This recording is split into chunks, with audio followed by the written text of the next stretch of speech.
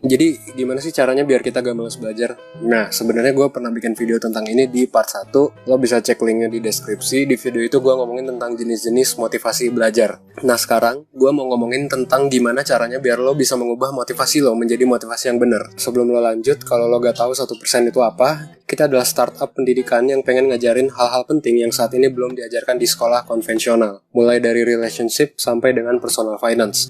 Sekaligus banyak hal penting yang menurut kami perlu dipelajari di sekolah. Di video ini, lo sedang ada di segmen sekolah. Oke, jadi apa sih yang bisa lo lakuin untuk mengubah dan meningkatkan motivasi belajar lo? Pertama, start with why. Pernah gak sih lo nanya ke diri lo sendiri, selama ini ngapain sih lo belajar gitu? Banyak banget orang yang bingung kalau ditanya atau nanya ke diri sendiri tentang hal ini. Dan kalau udah kayak gini, jangan-jangan ya alasan kenapa selama ini lo gak termotivasi atau gak semangat untuk belajar, ya karena selama ini lo belajar tapi lo gak tahu kenapa lo belajar. Lo gak tahu tujuan lo apa, lo gak tahu belajar itu buat apa, ya jelas lo jadi gak semangat dong. Ya ibaratnya lo melakukan sesuatu tapi lo gak tahu kenapa lo harus melakukan hal itu gitu. Makanya ini harus ditentuin segera. Buat tujuannya dari sekarang dan tulis sespesifik mungkin. Coba bikin tujuan belajar yang benar-benar itu dari keinginan dari diri lo sendiri. Misal, gue belajar karena gue pengen jadi psikolog. Atau gue belajar karena gue pengen punya skill keren biar nanti gampang untuk mencapai mimpi gue sebagai apa gitu. Dan lain sebagainya. Nah, jangan lupa untuk buat tujuan ini sespesifik mungkin. Biar jadinya jelas apa output yang mau lo capai nanti ketika udah belajar. Jadi belajar lo ini ada meaningnya nanti. Ada artinya. Dan ketika udah ada meaningnya, ini akan jadi motivasi buat. Karena ya kalau lo ngelakuin sesuatu tapi lo gak tahu artinya apa, gak tahu buat apa, ya gimana bisa semangat gitu. Makanya kalau gue rangkum, step pertama yang harus lo lakukan adalah pikirin apa tujuannya, spesifikin,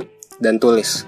Yang kedua, kalau lo emang ngerasa lagi stuck, ya udah gak apa-apa. Nonton YouTube aja dulu. Kalau ngantuk ya udah tidur dulu bentar. Kasih waktu buat diri lo buat refresh. Jangan sampai lo ngantuk atau bosen atau stuck, tapi lo maksain terus untuk belajar. Ya jadinya nanti gak efektif. Dan lo pun gak semangat ngelakuinnya. Gak apa-apa kok break bentar. Break 5 menit sampai sejam gak akan bikin nilai lo jadi hancur juga kan.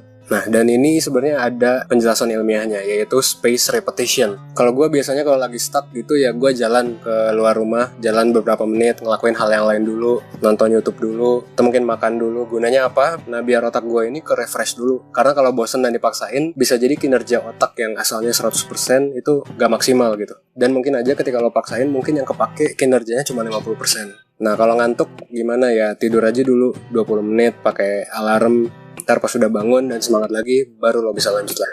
Yang ketiga, fokus. Jangan sampai belajar lo keganggu gara-gara main HP. Matiin notif sosmed lo, matiin HP-nya, atau uninstall aplikasinya aja sekalian. Karena jangan-jangan selama sejam lo belajar nih, misal lo belajar sejam ya, waktunya itu nggak lo pakai semuanya buat belajar, tapi lo pakai buat buka sosmed beberapa menit. Gak kerasa aja sampai akhirnya ternyata belajar kita yang efektif tuh cuma 15 menit ternyata. Mendingan kalau lo mau buka sosmed, ya beneran buka sosmed doang gitu, lo waktuin. Misal 10 menit, tapi habis itu lo harus belajar 20 menit atau mungkin 30 menit tanpa distraksi apapun. Nah, kenapa harus fokus? Karena ya kalau kita fokus, kita akan masuk ke kondisi tubuh yang dinamakan kondisi flow, yaitu ketika kita lupa sama semua yang ada di sekeliling kita dan benar-benar fokus sama apa yang akan kita kerjain sekarang. Perasaannya tuh sama kayak kalau lo main game atau lo ngapain gitu, terus tiba-tiba lupa, lah udah jam segini aja gitu gua main game, atau lo gua ngapain kok udah jam segini ya, atau ngobrol sama orang gitu. Nah, state flow ini sebenarnya bisa juga lo alami pas lagi belajar. Cuman ya kuncinya itu, lo harus fokus. Kalau nggak fokus, maka mode flow ini nggak akan tercapai gitu.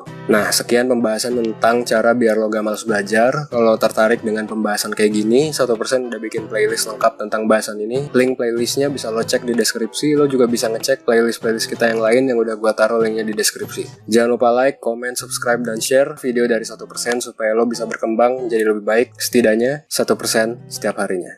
Gua Evan dari 1%. Thanks.